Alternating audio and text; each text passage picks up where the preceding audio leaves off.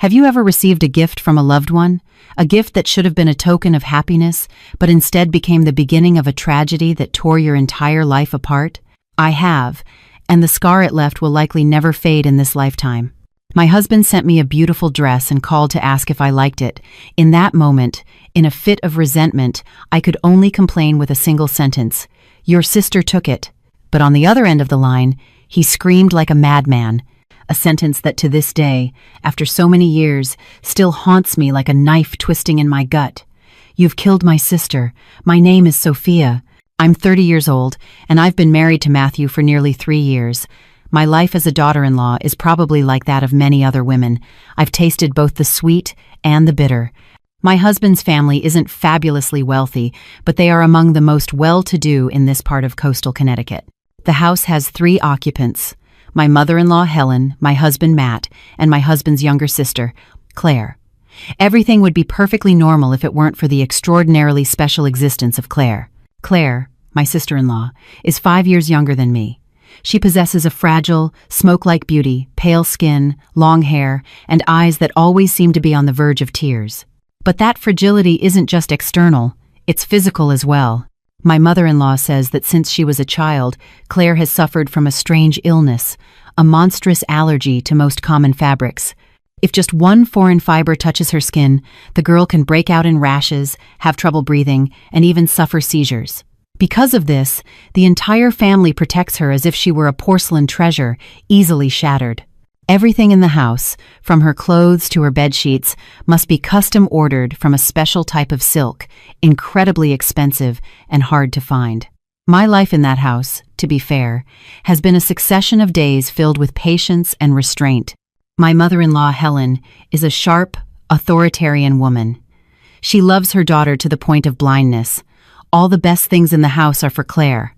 As for me, a newly arrived daughter-in-law, in her eyes I seem to be just a stranger, someone who has come to serve this family. The food I cook is never to her taste. The house I clean is never clean enough for her. Even the way I breathe seems to displease her. "Sophia, walk more slowly. You'll startle Claire." "Sophia, speak more softly. Claire is resting." Those phrases became the familiar refrain of my life. My husband, Matt, is a completely different person. He is kind, soft-spoken, and always treats me very well. Every time his mother scolded me, he would quietly enter the room, take my hand, and comfort me. "Honey, don't be upset. Mom just worries too much about Claire. Just be a little patient, okay?" He's like a soft cushion, helping me absorb the blows from my mother-in-law. But slowly, I realized that he is only a cushion. He has never been a solid shield. He can soothe my sadness, but he has never dared to defend me in front of his mother and sister. His love for me is real, but the affection and protection he dedicates to Claire are immeasurably greater. And then, the fateful day arrived. It was our 2nd wedding anniversary. Matt was away on a business trip. I thought he had forgotten, but in the afternoon, a courier delivered a beautiful gift box. I opened it, and my heart seemed to stop for a moment. Inside was a silk dress, the color of jade green, soft and cool to the touch. The design was simple but incredibly elegant. I knew it was the same type of expensive silk the family usually used for Claire. It was the first time since we'd been married that Matt had given me such a valuable and refined gift. I hugged the dress to my chest, feeling a wave of happiness wash over me. Maybe he still remembered. Maybe I still held an important place in his heart. I took the dress to my room and happily tried it on in front of the mirror. The dress seemed tailor-made for me. It perfectly enhanced my skin and figure. I thought that for once, I could wear it out with him to somewhere romantic. But I was wrong. Just as I was leaving my room, Claire was coming down the stairs. She saw the dress I was wearing, and her eyes glinted in a strange way. She didn't say anything, just walked over and, with her thin, trembling hand, lightly brushed the fabric of the dress. At that exact moment, my mother-in-law came out of the kitchen, saw the scene, and her face immediately darkened. She rushed over, pushed Claire's hand away, and turned to me with a sharp voice. "Sophia, who gave you permission to wear that dress? Can't you see Claire likes it? Why don't you have a little more consideration?" I was frozen, unable to explain, as she snatched the dress from my hands and placed it in Claire's arms. "Here, my dear, if you like it, put it on. Your sister-in-law has plenty of nice clothes. She won't miss this one. I stood petrified in the middle of the living room, as if a bucket of ice water had been thrown over me. The dress was a gift from my husband, my anniversary gift, but in my mother-in-law's eyes, it was just something she could take from me at will to please her daughter. Claire clutched the dress with an expression of faint remorse, but then she turned silently and went up to her room, leaving me alone with a lump of humiliation in my throat. That night, I couldn't eat a single bite at dinner. I sat alone in my room, staring at the empty box, and tears began to well up. Just then, the phone rang. It was Matt. His voice on the other end of the line was unusually warm and tender. "Hello, my love. Did you get my gift?" Hearing his voice, all the frustration pent up inside me overflowed. I tried to hold back my sobs and answered in a whisper, "Yes, I got it. It's beautiful, but I don't think it was meant for me." Matt asked, surprised. "Why do you say that? Don't you like it?" Without thinking, I complained exactly how I felt, a complaint tinged with a wife's pique. "Your sister saw it and took it from me. Mom told me to give it to her too. How could I say no?" I thought he would comfort me as he always did, say sweet things to calm me down. But no. A silence of several seconds on the other end of the line made me uneasy. Suddenly, he screamed. A crazed, furious, panic-filled scream. His voice was no longer that of the kind husband I knew. It transformed into the roar of a wounded beast. "What did you say? She took it? You've killed her. You've killed my sister." That scream was like a lightning bolt that split me in two. I was stunned. My ears were ringing. The phone slipped from my hands and hit the floor with a thud. My entire world crumbled in that instant. Killed. What had I done? Just because of a dress. Why would he say such terrible words? What was the secret behind that dress? Behind his family? Matt's scream through the phone wasn't just a sound. It was a tangible object, an invisible hammer that struck my mind with brute force. I lost my balance. My body swayed, and my head spun in a nameless chaos. Killed. Who had I killed? Over a dress, I had become a murderer, according to my own husband. I hadn't even had time to recover, to pick up the phone lying inert on the cold floor, when from the main entrance, the screech of brakes tore through the silent night. The iron gate was pushed open with brutal violence, creating a terrifying crash. Then, the sound of footsteps, not someone walking quickly, but someone running desperately. The pounding of shoes on the patio tiles sounded like war drums. Before I could understand what was happening, a figure burst into the house like a whirlwind. It was Matt, but not the Matt I knew. His hair was disheveled, his work shirt rumpled, and his eyes, my God, his eyes were bloodshot, crisscrossed with red veins like a crazed wild animal. He didn't look at me, even though I was standing right in front of him. His gaze swept the living room, and then he lunged up the stairs toward Claire's room.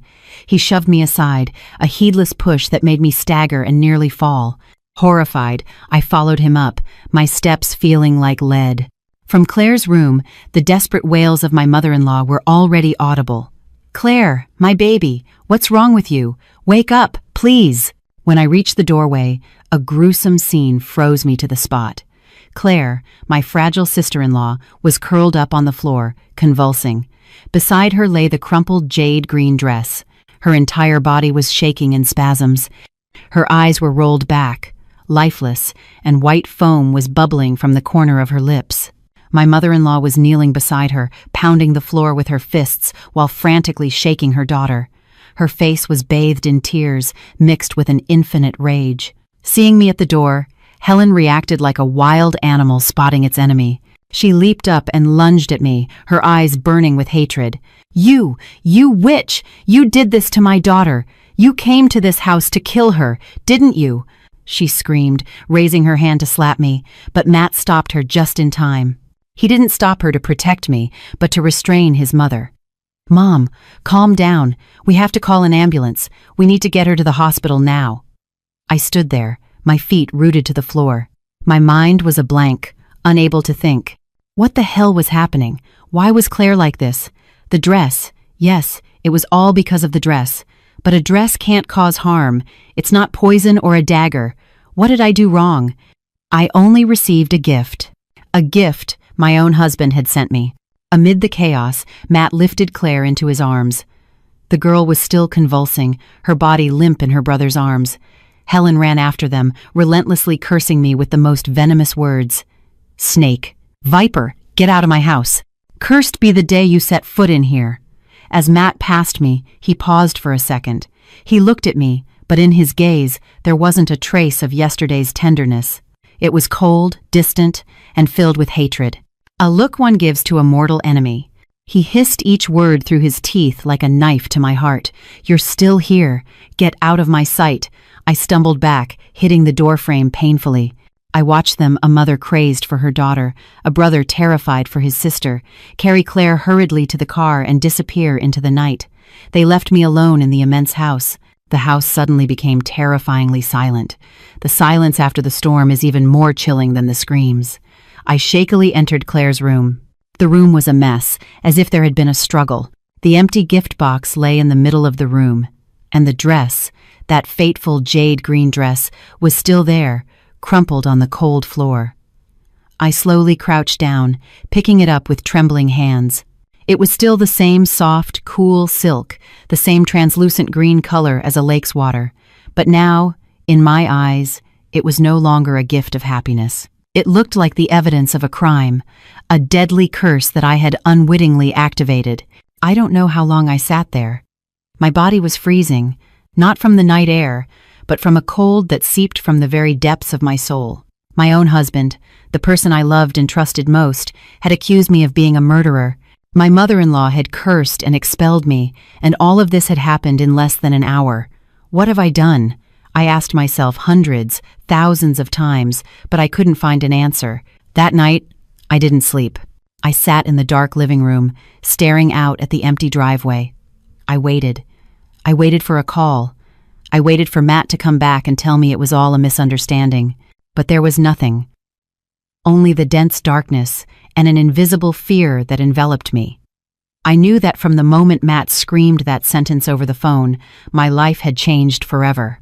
My marriage, which I thought was peaceful, concealed a terrible secret, a secret in which, whether I liked it or not, I was now involved. I had to find out the truth, not only to clear my name, but also to understand why the husband I loved so much could look at me with the eyes of a mortal enemy. Around dawn, I drifted off on the cold sofa. My body was curled up from exhaustion, but even that fitful sleep was filled with nightmares. I saw Matt and my mother-in-law standing before me, their eyes blazing, endlessly repeating, "You've killed her." I woke with a start, drenched in sweat. Dawn was breaking through the window, but for me, the night seemed to still shroud everything. Around 8 a.m., the sound of a car stopping outside the gate made my heart pound. I ran to the door with a glimmer of hope. Maybe nothing serious had happened to Claire. Maybe Matt had calmed down and would explain everything. But that hope vanished as soon as the car door opened. Only my mother-in-law and Matt got out. Their faces were haggard, their eyes sunken, and filled with hatred when they saw me. Helen walked past me like a shadow without a word and went straight into the house. Matt, however, stopped in front of me. The distance was barely an arm's length, but I felt an abyss separating us. With a trembling, dry voice after a sleepless night, I asked, "Claire, how is Claire?"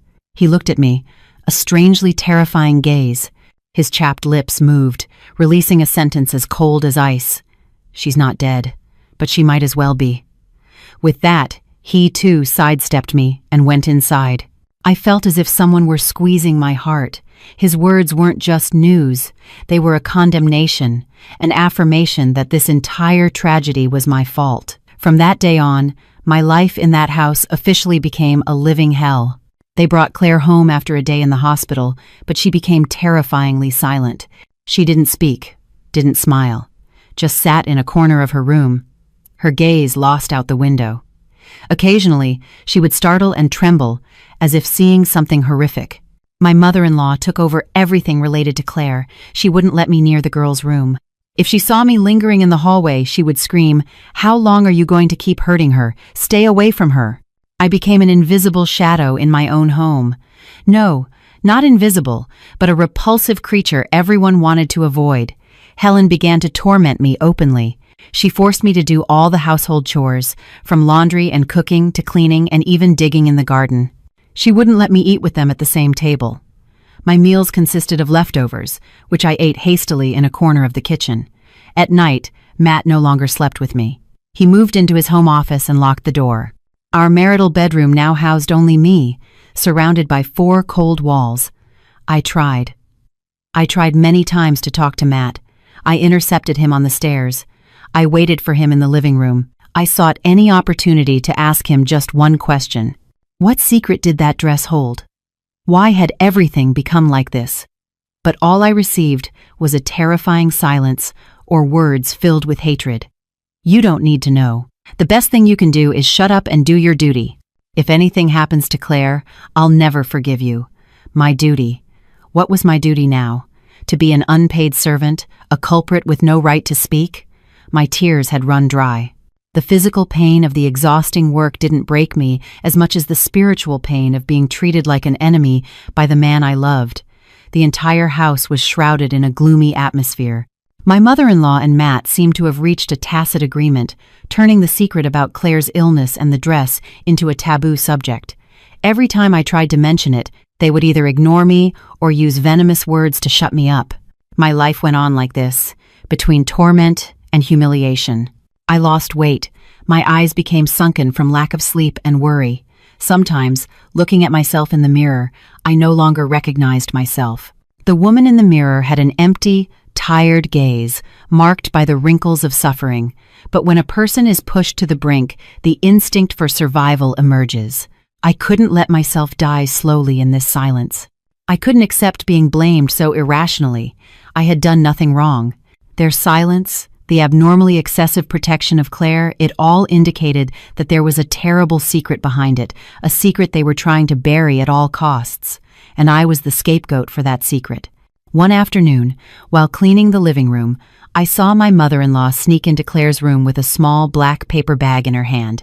She looked around with a tense expression. When she came out, she no longer had the bag. A gut feeling told me something was wrong. I waited for her to disappear and tiptoed to Claire's room. The door was always locked, but today, perhaps in her haste, she hadn't closed it completely. It was just ajar, a tiny crack enough for me to peer inside. And what I saw through that narrow slit made my blood run cold. It wasn't the room of a normal sick person. It looked more like a prison cell, cleverly disguised. The blood froze in my veins as I peeked through the crack in Claire's bedroom door. It wasn't just a feeling of horror, but one of overwhelming confusion. The girl's room, which I had previously considered just a space with special care, now revealed a completely different face. The window wasn't a normal glass window. It had a layer of thin iron bars painted white to match the wall color. If you didn't look closely, they were impossible to detect.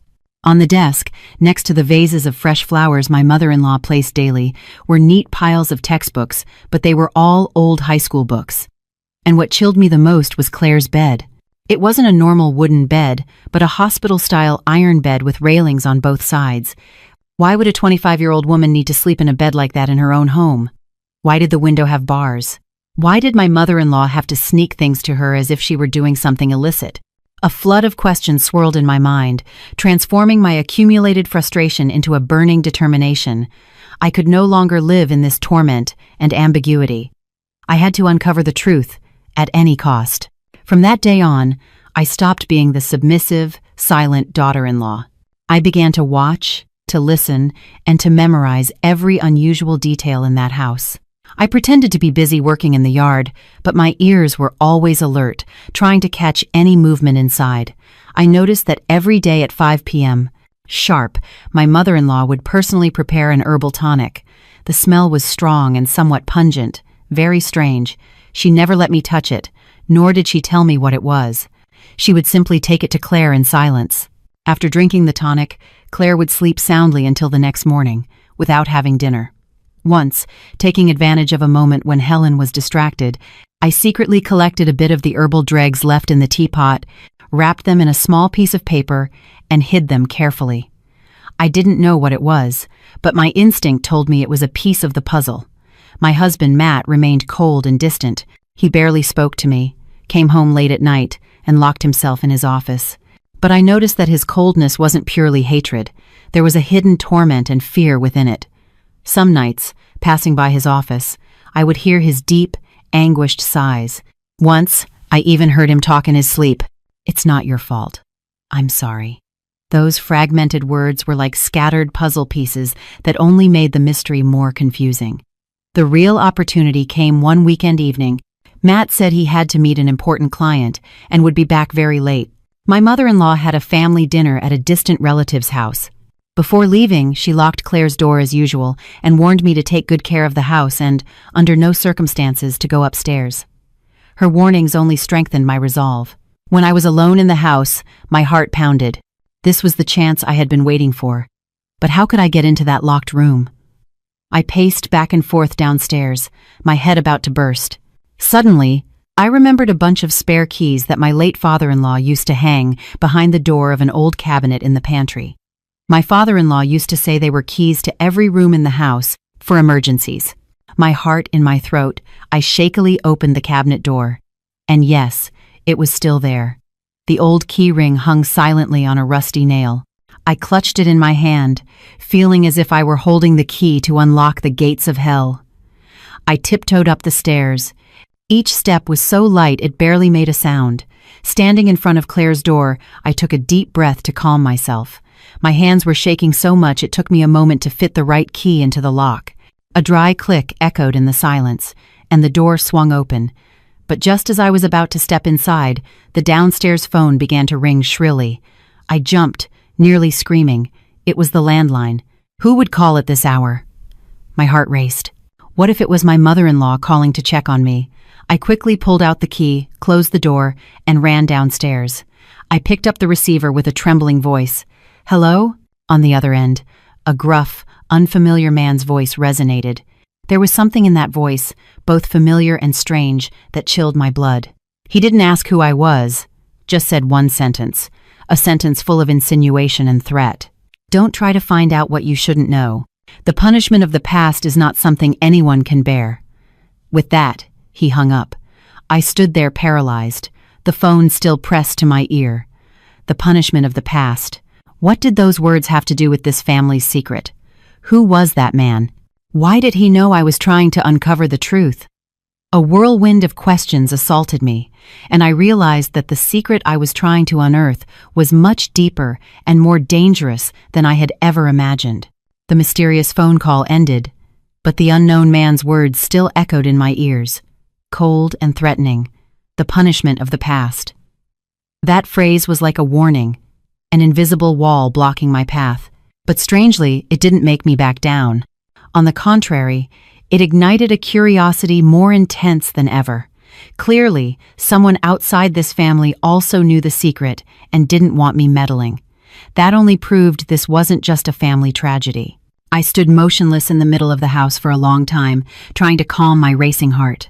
The fear was still there, but the need to find the truth to save myself surpassed everything. I could no longer live like a puppet in this tragic play. I turned without hesitation and went back upstairs. This time, I no longer felt tremors, but a cold determination. I reinserted the old key into the lock. Claire's door opened again, and a gust of stale, humid air hit my face, very different from the gentle lavender scent my mother-in-law usually used in the room. The room was impeccably tidy, everything meticulously placed, without the slightest trace of a young woman's life. It looked more like a museum exhibit than a living space. My eyes scanned the room, the hospital-style iron bed, the white bars on the window, the stack of old textbooks. Everything exuded a strange abnormality. I began to search, as delicately and carefully as possible. I opened the closet. Inside were only a few silk pajamas and some loungewear, all in monotonous designs, colorless, not a single dress, nothing appropriate for a young woman in her prime. I checked the desk drawers.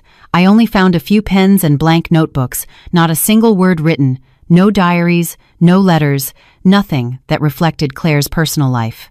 It was as if an invisible hand had deliberately erased all traces of her existence, leaving only a perfect facade. I was about to give up in despair. Maybe they had hidden everything too well. I was about to leave before my mother-in-law returned. But as my gaze casually fell under the bed, I stopped. Under the iron bed, in the darkest corner, was something rectangular, covered in a thin layer of dust. My heart sped up. I knelt down and reached for it. My fingers touched a rough, cold wooden surface. It was an old wooden box, not very large, with some simple floral engravings worn down by time. The box had no lock, just a small, tarnished brass latch. Holding my breath, I slowly pulled it into the light. My hands trembled as I opened the lid. Inside, there were no medicines or precious jewels. It was filled with a jumble of objects, things that seemed insignificant. An old, tattered rag doll, a butterfly-shaped hair clip with a broken wing, several yellowed photographs of an unknown girl with a radiant smile, and underneath it all, what shocked me the most was a bundle of old newspaper clippings. Carefully cut and arranged, the pages were yellowed with age, but the large, bold headlines were still clearly legible. I shakily picked up a clipping. The headline hit me like a blow. Tragic traffic accident on Merritt Parkway. Yale student dies at the scene. I quickly read the lines below. The article described an accident that occurred on a rainy afternoon nearly 10 years ago. A car lost control and hit a young woman riding a bicycle on the shoulder. The victim was a sophomore in the School of Education at Yale University with a promising future. The article didn't specify the driver's identity, only stating that the case was still under investigation. My throat went dry. I moved on to the other clippings. They all reported on the same accident, cut from different newspapers. One even published a blurry photo of the accident scene, a twisted bicycle, a dark stain spreading on the wet asphalt. I shivered. A chill ran down my spine. Why were clippings about a tragic accident from 10 years ago kept so carefully in Claire's room? Was the girl in the yellowed photos the unfortunate victim? My mind spun with endless theories. What was the connection between this accident and my husband's family's secret? Why was Claire keeping these things? Was this the cause of her strange illness? Was the punishment of the past the mysterious man referred to precisely this accident? I quickly photographed all the clippings with my phone. I didn't dare take them, fearing I'd be discovered. I carefully put everything back in its place, erasing any trace of my presence. Just as I was closing Claire's door, I heard the familiar sound of my mother-in-law's car in the driveway. My heart leaped into my throat. She was back earlier than expected. I ran downstairs, went into the kitchen, and pretended to be cleaning. I had nearly been caught red-handed, and I knew that if they found me, the consequences would be unimaginable. My mother-in-law entered the house. Her sharp gaze scanned me from head to toe. I tried to keep my head down, pretending to be busy cleaning, my heart still pounding from the scare. Luckily, she didn't notice anything unusual. She just muttered something about being tired of the family dinner and went straight up to her room to rest. I breathed a sigh of relief, but the sense of security was only temporary. In my pocket, the phone with the photos of the newspaper clippings burned like a hot coal, giving me hope of finding the truth, but also threatening to burn me at any moment. That night, I couldn't sleep a wink. I locked myself in my room, reviewing the photos over and over, the radiant face of the girl in the yellowed pictures, the tragic headlines about the accident, it all replayed in my mind. I was sure this was the key to deciphering all the tragedies happening in this house. But what should I do? Confront my mother-in-law with this? She would surely deny everything and even accuse me of making it up. Finally, I decided the only person I could talk to at this moment was Matt. Although he had treated me cruelly, although he had sided with his family, I still saw a torment in the depths of his eyes. He wasn't completely heartless. He was my husband, and he owed me an explanation. I waited 2 days until the opportunity arose. My mother-in-law said she had to go to her parents' hometown for a few days to sort out some family matters. Only Matt, Claire locked silently in her room, and I were left in the house. That night, after a dinner for two in suffocating silence, I saw Matt preparing to lock himself in his office again. I took a deep breath, gathered all my courage, and stood in front of him. "Matt, I need to talk to you. Just this once. I'm begging you, don't run away anymore." Matt looked up, a tired and somewhat irritated expression on his face. "What is it now? I've already told you there's nothing to talk about." I didn't back down. I looked him straight in the eye, my voice trembling but firm. "Yes, there is. We need to talk about an accident. A tragic accident on the Merritt Parkway almost 10 years ago." Hearing this, Matt's face changed. The irritation vanished, replaced by an undeniable panic. He stared at me, his lips trembling. How? How do you know about that? What I know isn't important. What's important is that you tell me the truth." I held up my phone and showed him the photos of the newspaper clippings. Who is this girl? Why are articles about her death kept in Claire's room? Matt looked at the phone screen and froze. He took a step back and slumped into a nearby chair, clutching his head in his hands. His silence lasted for several minutes, a silence so heavy it felt like it could crush an entire horrific past. Finally, he looked up, his eyes red, his voice hoarse. "Since you know, I won't hide it from you anymore." He began to speak, his voice breaking, as if each word were a knife stabbing his own chest. That accident was real. The girl in the photo was named Lucy. She was the victim, and the person who caused the accident was Claire. My ears were ringing. Although I had suspected it, hearing Matt confirm it was a shock. He continued, "It was a rainy afternoon. Claire, who was only 16 at the time, secretly took our dad's car to practice driving. She was too inexperienced, and with the rain and slippery road, she lost control and hit Lucy, who was riding her bike in the same direction. Lucy died instantly. After the accident, Claire went into such a state of panic she nearly lost her mind," Matt said, his voice filled with pain. "She wouldn't stop screaming and crying, banging her head against the wall, saying she'd killed someone. My parents were desperate too. On one hand, they loved their daughter, but on the other, they were afraid she'd go to jail. You know, Claire has always been delicate. If she had to go to prison, she probably wouldn't have survived." "So your family covered it all up?" I asked, a lump in my throat. Matt nodded, avoiding my gaze. "My parents had to use a lot of money and connections to fix it. They gave the victim's family a large sum of money, and somehow the case was closed without finding the culprit. But for Claire, the shock was too great. From that day on, she's lived tormented by guilt and fear. She has nightmares every night, and her health keeps deteriorating. That's why she has to live with so much special care. Her illness isn't an allergy. It's an illness of the soul." Hearing the story, I fell silent. A part of me felt pity for Claire, a girl who had to endure such a great tragedy at such a young age, but another part of me felt a growing unease. Matt's story seemed logical. It explained why Claire's behavior was so strange. But if that was all, why did my mother-in-law have to secretly give her that strange herbal tonic every day? If it was just psychological trauma, why did they have to lock her in a room with bars on the windows? And most importantly, what did all of this have to do with the jade green dress? Why could a simple dress make Claire so gravely ill she almost died, and make Matt scream that I had killed his sister? I looked at Matt. My gaze was no longer fearful like in the early days, but scrutinizing, analytical. I knew the story he had just told wasn't the whole truth. It was just the tip of a gigantic iceberg. I took a deep breath, trying to keep my voice calm. And what about the dress? What about that jade green dress? Why could it put Claire in that state? Matt was silent for a long time.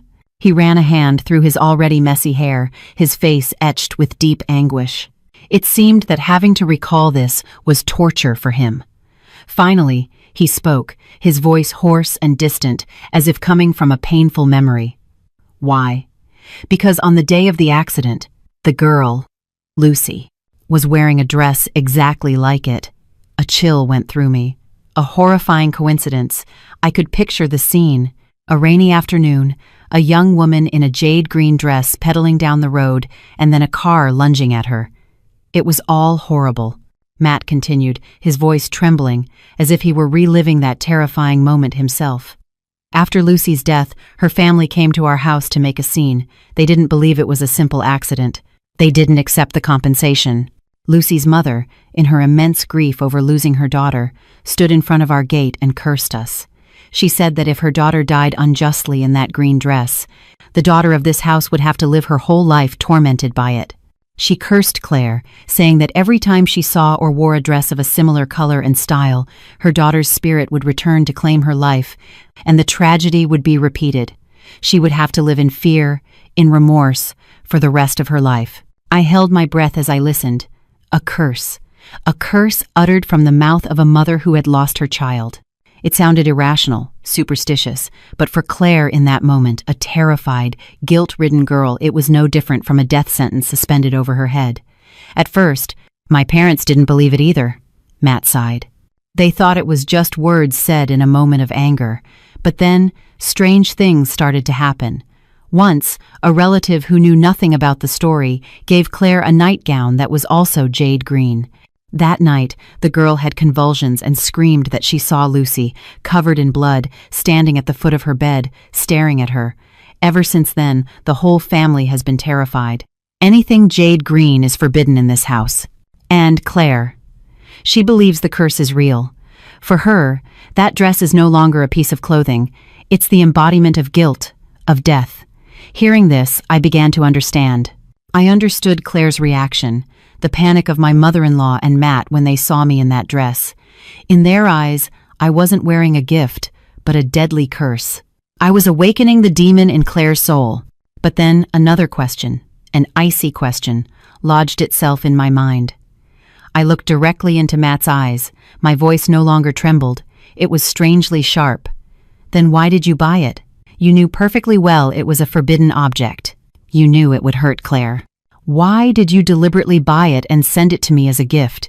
My question was like a knife that hit the bullseye of Matt's heart. He flinched, his gaze evasive, stammering, I just what? I pressed, taking a step closer.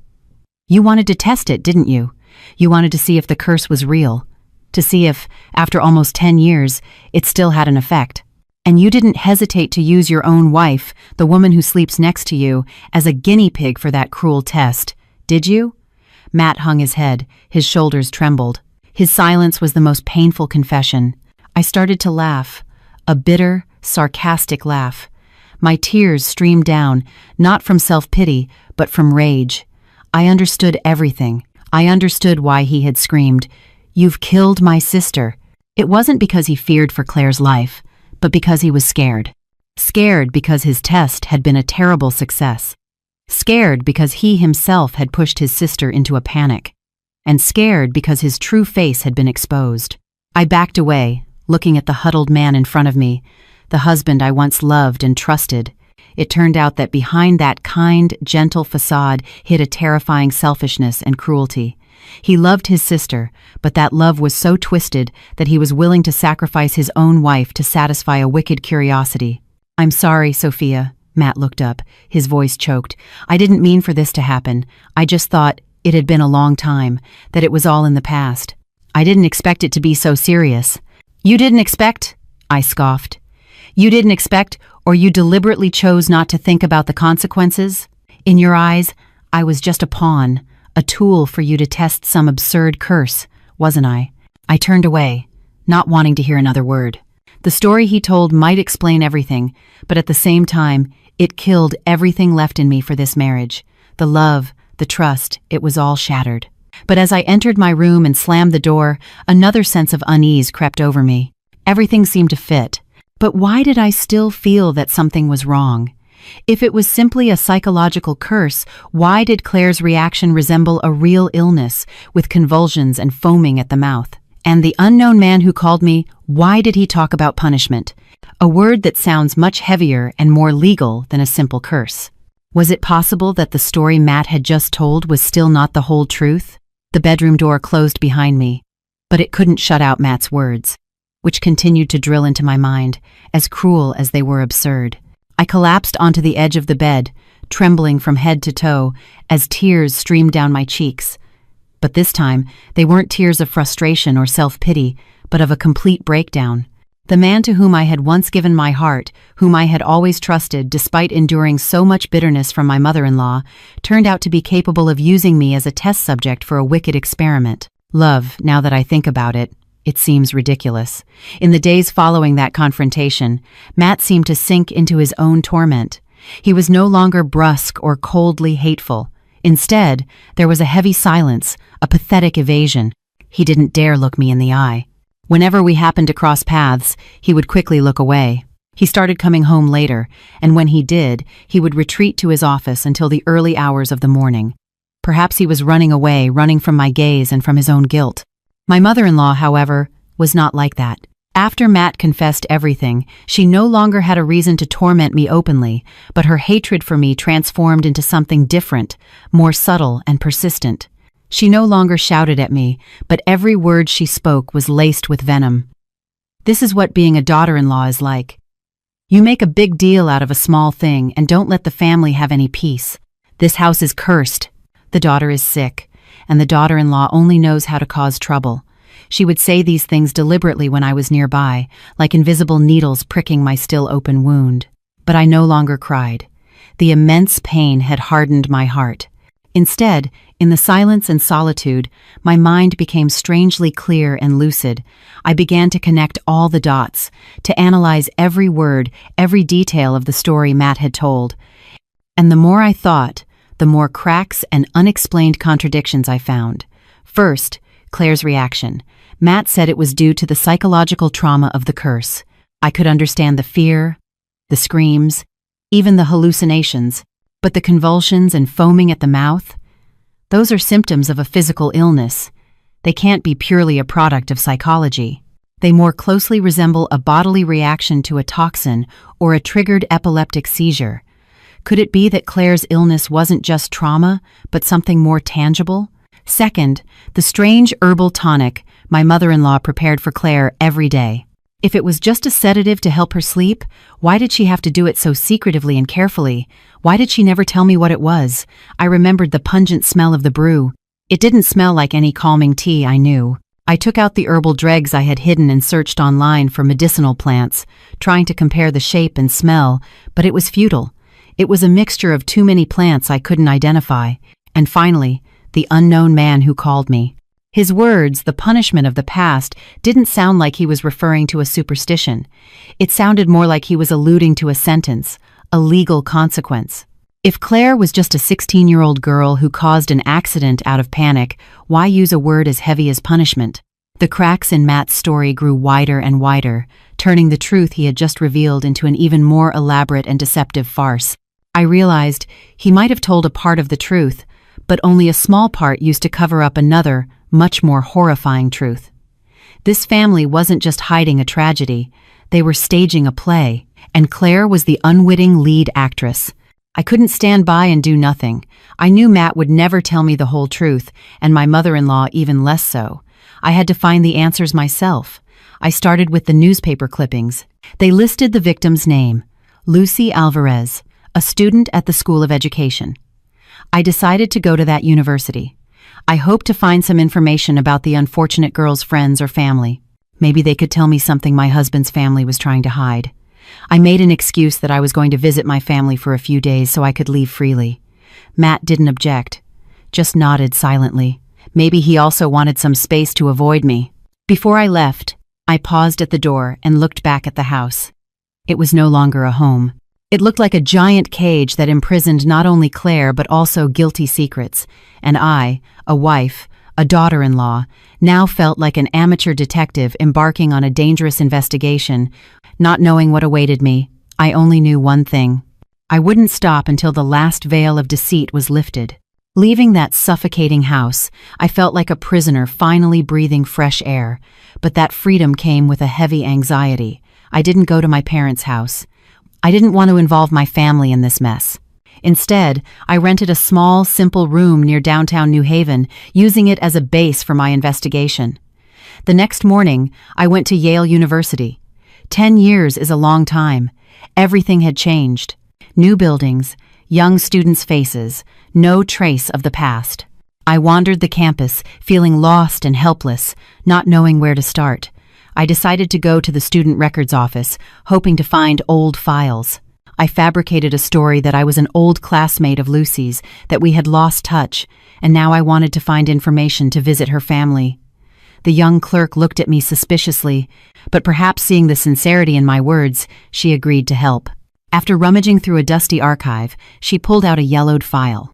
Here's the information for student Lucy Alvarez, but she passed away in an accident a long time ago. I tried to contain my emotion, my voice trembling. I know. Could you give me her family's address or any contact information for her relatives? The clerk shook her head regretfully. I'm sorry, ma'am. Due to privacy regulations, we can't disclose students' personal information. Besides, after Lucy's passing, the family moved, and the university lost contact as well. I felt devastated. The only lead I had ended in a dead end. I left the records office and wandered aimlessly around the campus. The wind blew gently, carrying the laughter of students, which only accentuated my loneliness. I sat on a stone bench under the shade of a tree, my mind blank. Would all my efforts end here? Would I have to return to that house and accept living in deception and torment for the rest of my life? Just as I was sinking into despair, a figure quietly sat down next to me. I didn't pay attention, absorbed in my own thoughts, until that person spoke with a deep, gruff voice, the same voice I had heard on the phone. "You're looking for Lucy, aren't you?" I looked up abruptly. The man sitting next to me was in his late 50s, with graying hair and a weathered face marked by the wrinkles of time, but his eyes were deep and held an infinite sadness. I recognized him, even though I had never seen him before, but his melancholic appearance and distinctive voice were unmistakable. He was the man who had called me. Frightened, I tried to get up and leave, but he took my hand. His hand was thin but firm. "Don't be afraid, young lady. I mean you no harm. I've been following you since you came to this university." Who are you?" I stammered. "Why are you following me? Why did you call me?" The man didn't answer immediately. He looked into the distance, as if his gaze pierced through space and time, returning to a distant memory. Then, he slowly said, each word like a heavy stone dropping into a quiet lake, "I'm her father. I'm Lucy Alvarez's father." My world stood still. I was frozen, unable to utter a word. The man in front of me, whom I had mistaken for some shady character, was the victim's father. The man who had suffered the loss of his daughter in the tragedy 10 years ago. My fear dissipated, replaced by a strange compassion and empathy. He turned to look at me, his eyes red. "I know you're the daughter-in-law of Matthew's family. I know you live in that house, and I also know you're trying to find out the truth. Sir, how do you know?" He smiled sadly. "In these 10 years, there hasn't been a single day that I've stopped searching.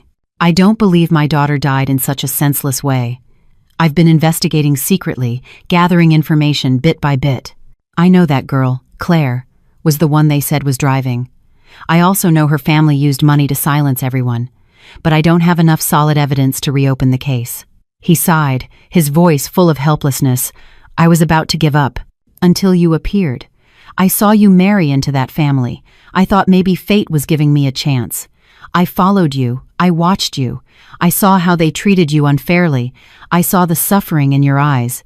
And when you started investigating on your own, I knew you were the only one who could help me, help my daughter find justice." My tears welled up. I never expected that on my lonely journey, an elderly father was also fighting silently. We, two strangers, one seeking the truth for herself, the other seeking justice for his daughter, were united by fate. "The call that day," he continued, "I made it on purpose to warn you and also to test you. I wanted to see if you had the courage to keep going, and you haven't disappointed me." I wiped my tears and looked him straight in the eye. My voice no longer trembled. "Sir, I don't know what I can do, but I promise you, I won't give up. I'll do it not just for me, but for Lucy and for you." The old man nodded, his lips trembling. He squeezed my hand tightly. "Thank you, my dear, but you have to be very careful. That family is not as simple as you think. The truth you're looking for is much more horrifying than a simple traffic accident." His last sentence once again planted a vague unease in my heart. More than an accident. What else was hidden behind Lucy's death? I sat silently next to Mr.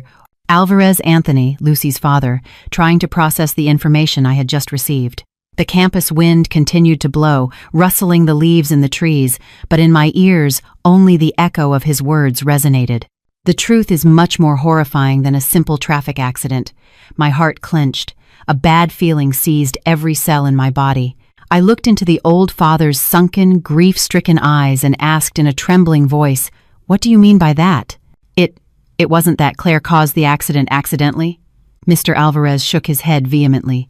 His chapped lips moved as if he were carefully choosing each word to reveal a truth that had been buried for too long. "No, Sophia. My daughter did not die in a common accident. The story that Matthew told you is only half a lie." I held my breath. My entire body tensed like a violin string. Mr. Alvarez took a deep breath, his gaze lost in the distance, his voice hoarse as if it came from hell itself. "It's true that Claire was in the car that caused the accident that day, but she wasn't the one driving. It felt like an electric shock coursed through me. Not Claire. Then who? My instinct whispered something terrible, something I didn't dare to think. The person who was really driving that car. Mr. Alvarez said, each syllable laden with a palpable hatred, his eyes bloodshot, was your husband. It was Matthew. It was as if lightning had struck me. I was stunned, my mind reeling. Matthew, my husband, the kind and gentle man I once loved with all my heart, was the real culprit. No, it can't be, I stammered, trying to deny the cruel truth. You must be mistaken. Matthew couldn't. He loves his sister so much. He wouldn't. He loves her? Mr. Alvarez scoffed, a twisted, bitter smile on his face. Yes, he loves his sister, but he loves himself 1,000,000 times more. He sacrificed his own sister to escape his guilt, to get where he is today. He told me the story, his voice trembling with indignation. From what I've managed to piece together in my secret investigation, through the few remaining witnesses, the ones Matthew's family silenced with money, Matthew was also in the car that day. He was the one driving. Back then, Matthew was barely 20. He was an impulsive, reckless young man. That day, the two siblings had a huge argument in the car, Mr. Alvarez recounted, clenching his fists so tightly his veins stood out. It seems it was about money. Matthew wanted money from the family for some venture, but his parents refused. Claire, sitting next to him, tried to calm him down. In a fit of rage, out of control, he floored the accelerator and drove like a madman in the rain. And then the tragedy happened. After causing the accident and seeing my daughter lying motionless in a pool of blood, Matthew panicked. He knew that if the truth came out, his future, his career, would be ruined. And in that cruel moment, he made a decision even more wicked than the accident itself. He pinned all the blame on his 16-year-old sister. I covered my mouth, unable to believe what I was hearing. A lump formed in my throat, and I felt nauseous. The husband I thought was kind turned out to be a coward, a demon disguised as a man. He had turned his sister into a shield, into a psychiatric patient, to hide his own crime. Matthew's family, especially your mother-in-law, Mr. Alvarez continued, were complicit with their son. They staged a perfect farce. They told everyone, and Claire herself, that she was the one driving. The shock and the false sense of guilt, combined with the high doses of tranquilizers your mother-in-law fed her daily, slowly destroyed the girl's mind. They turned a healthy girl into a genuine patient, a living doll, mired in fear and trauma, just to protect their precious son. Now I understood everything. I understood why the window in Claire's room had bars, why she had to sleep in a hospital bed. It wasn't to protect her, but to imprison her, to prevent her from having contact with the outside world, to ensure the secret would never get out. I understood why my mother-in-law had to prepare that tonic in secret. It was a poison that killed Claire's mind and memories, and Matthew's scream, "You've killed my sister," on that fateful night, now had a completely different, a repulsive and false meaning. He wasn't afraid for Claire's life. He was afraid that the dress, the trigger for her trauma, would make Claire remember something. Afraid that the farce his family had built for 10 years would collapse because of a stupid gift he himself had brought. I lowered my head. Tears fell onto the cold ground. I wasn't just crying for Lucy, the girl who had died unjustly. I wasn't just crying for myself, a deceived wife. I was also crying for Claire, a victim, a soul imprisoned and destroyed by her own loved ones. I looked up at Mr. Alvarez. My voice no longer trembled, but was filled with a steely anger and determination. "Sir, we have to save Claire. We have to bring this truth to light."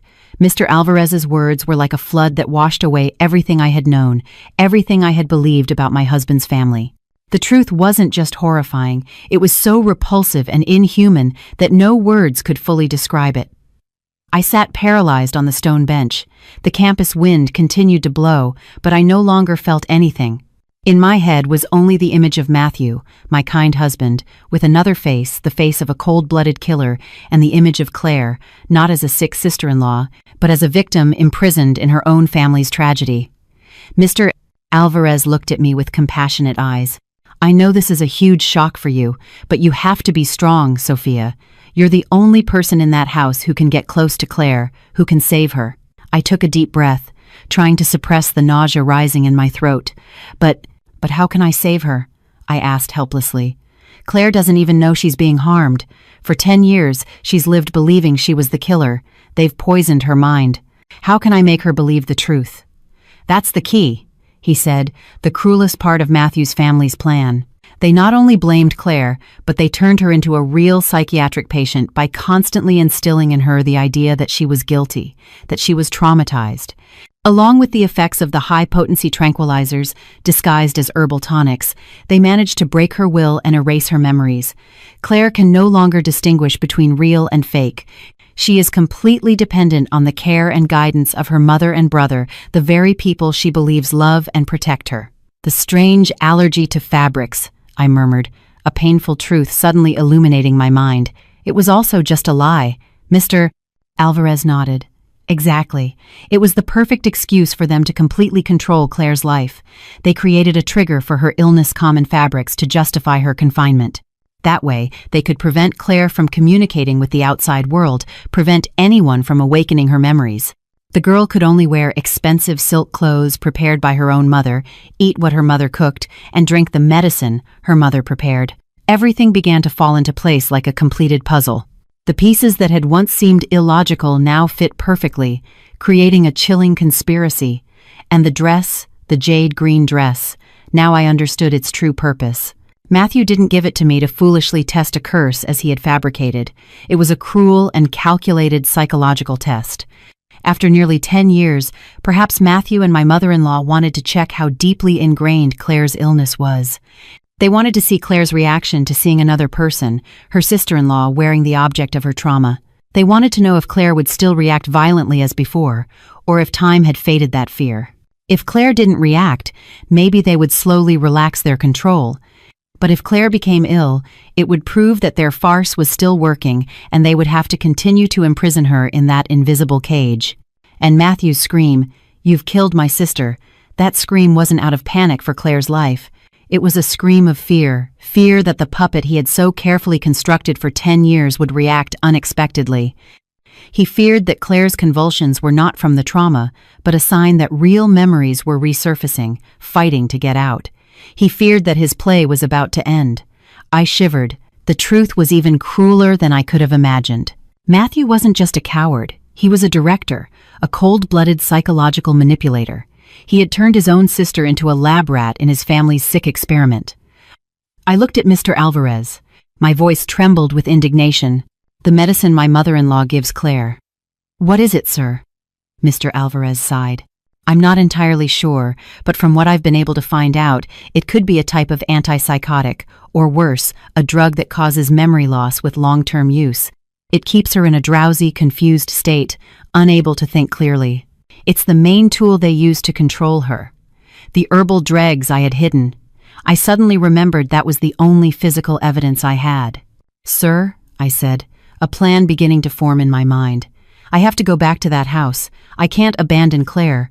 I have to find a way to get a sample of that medicine and have it analyzed. And I have to find a way to talk to Claire." Mr. Alvarez looked at me with concern. "It's very dangerous, Sophia. Now that they know you're suspicious, they won't let you act so easily." "I know," I nodded, an unprecedented determination in my eyes. "But if I don't do it, no one can save Claire. She's suffered too much. It's time she knew the truth." As painful as it would be, I knew my biggest challenge now was not confronting Matthew or my mother-in-law, but how to approach and awaken a soul that had been imprisoned in darkness for 10 years. A soul that didn't even know it was a prisoner. Returning to that house after talking with Mr. Alvarez felt like walking into the lion's den.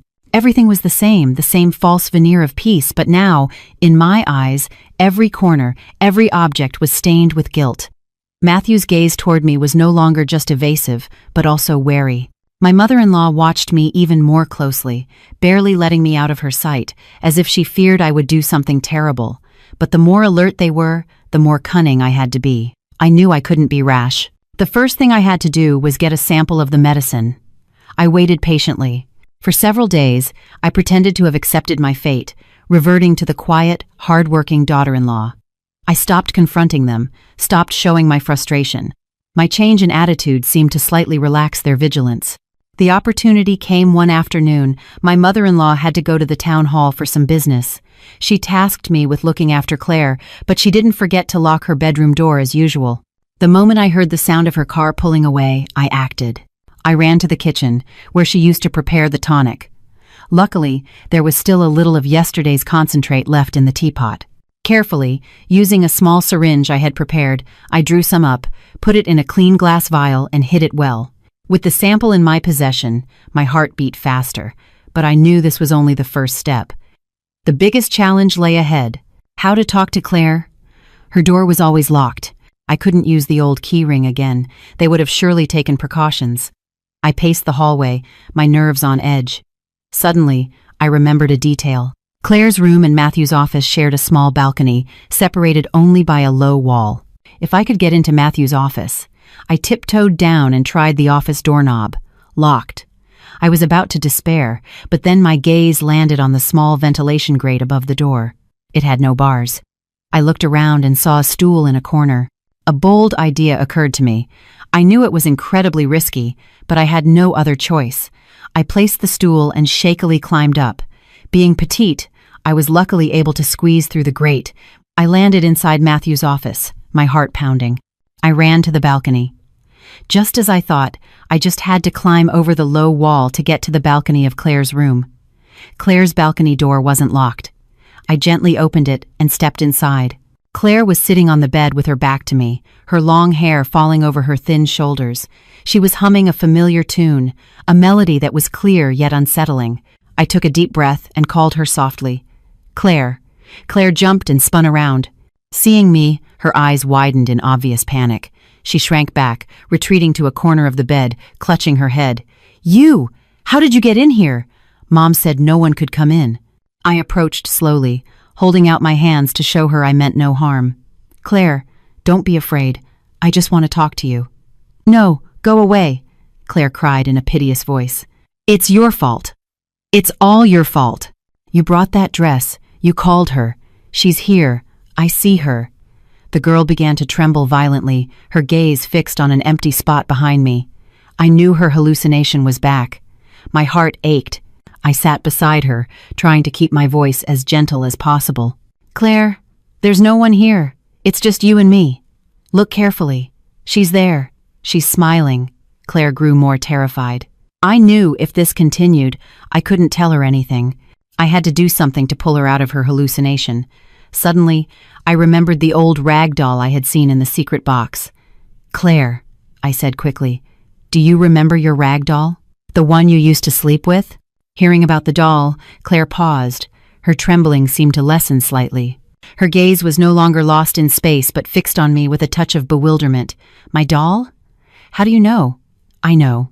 And I also know about the butterfly hair clip, the one with the broken wing. You hid them in a wooden box under your bed, right? Claire was completely stunned. She stared at me, the fear in her eyes gradually replaced by curiosity. How? How do you know these things?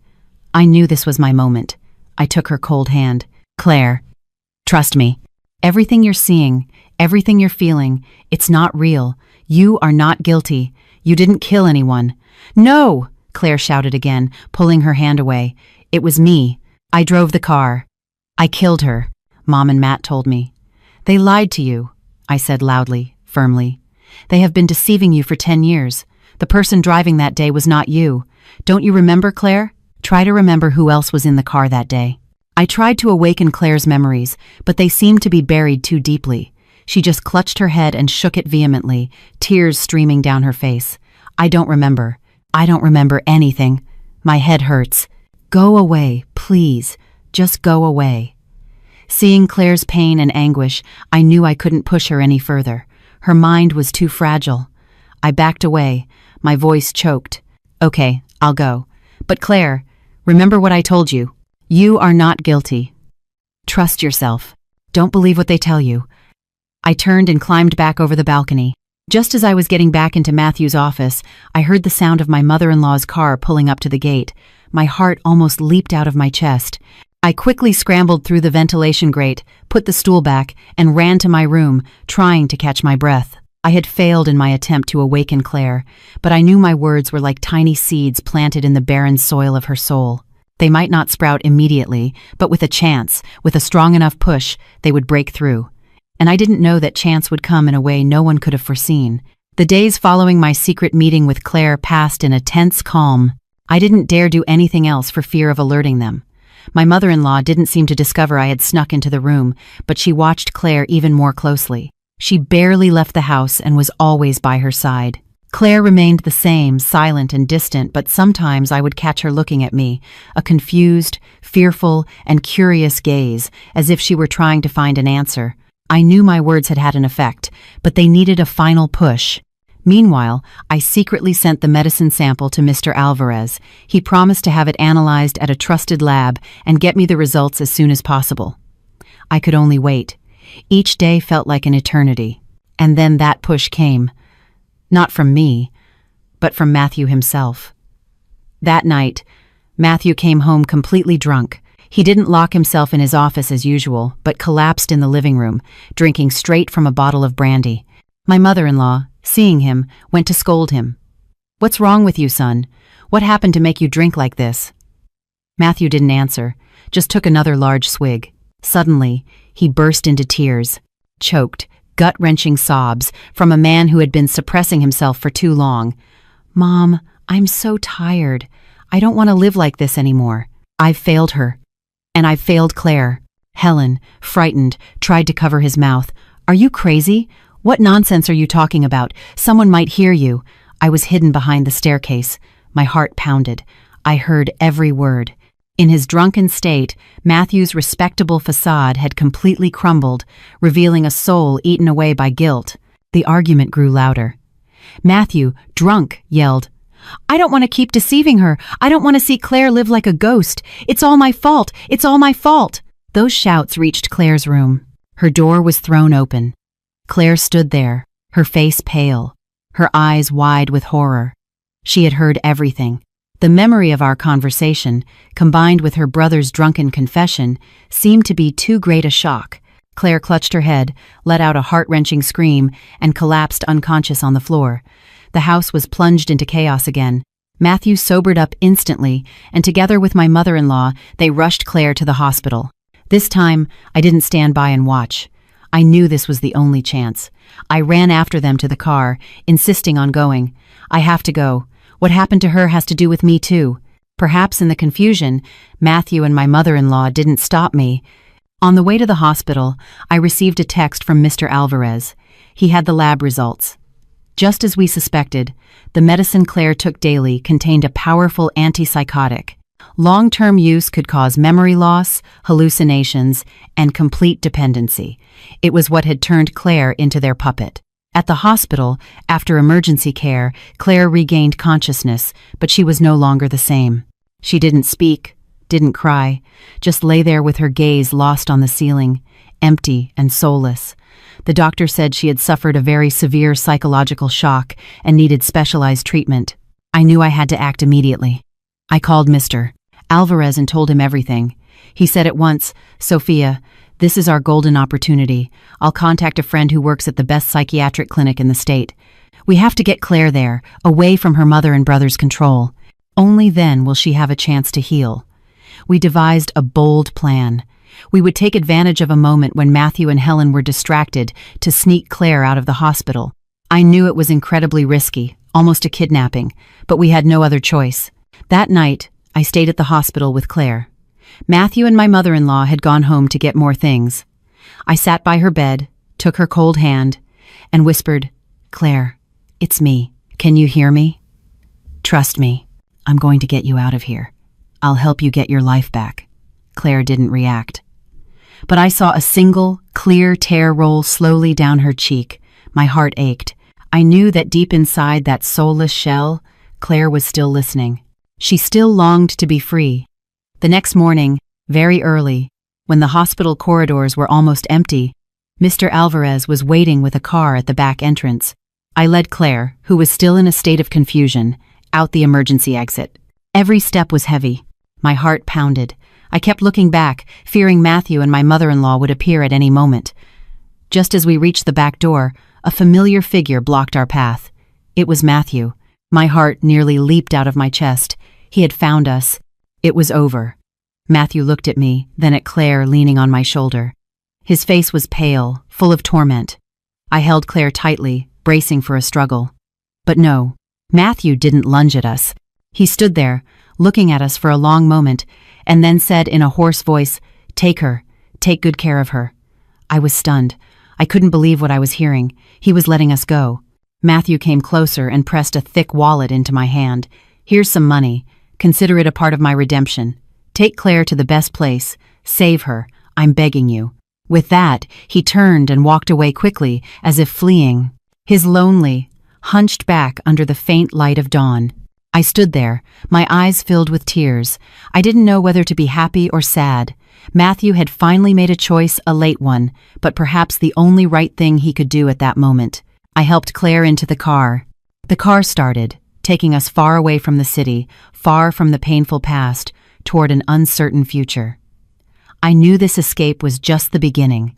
The road to healing for Claire, and for me, would be long and difficult.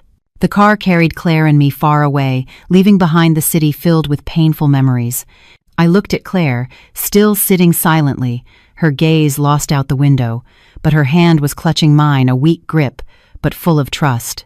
Matthew's final act, as unexpected as it was bitter, had stirred a whirlwind of emotions in my heart. He had finally chosen the side of conscience, but could the wound he and his family had inflicted be healed with just a little money and a belated plea? We arrived at the psychiatric clinic recommended by Mr. Alvarez. It was a quiet, secluded place, nestled among green hills. The air was pure and serene, a stark contrast to the suffocating, oppressive atmosphere of Matthew's home. The doctors immediately admitted Claire. After reviewing the lab results of the medication and hearing my full account, the head of psychiatry told me, his voice full of compassion but also gravity, "Miss Claire's case is very complex. She has been psychologically and physically poisoned for a very long time. The treatment process will be difficult and will require a great deal of time. The most important thing now is to completely isolate her from the people who caused her trauma." I stayed at the clinic with Claire. The first few days were the hardest. Claire barely spoke, huddling in a corner. The doctors had to resort to intensive psychological therapies to slowly break through the shell she had built around herself. I was always by her side, telling her happy stories, reading her books, and waiting patiently. Meanwhile, Mr. Alvarez did not rest. He officially filed a report against Matthew's family with the police, submitting all the evidence we had gathered, the lab results, the old newspaper clippings, and my own testimony. A month later, as Claire began to show the first signs of improvement, when she started speaking again, even if only in short sentences, I received a call from Mr. Alvarez. He told me the police had opened an investigation and wanted to bring everyone involved in for a formal interview, including Claire. Claire's doctors, after consultation, agreed. They thought it could be a necessary shock therapy to help Claire confront her past and truly overcome it. On the day of the interview, in a sterile room at the police station, the tension was suffocating. I sat on one side, tightly holding Claire's hand. She was trembling, but her eyes no longer held a void. They held fear, mixed with a glimmer of determination. Across the table sat Matthew and his mother, Helen.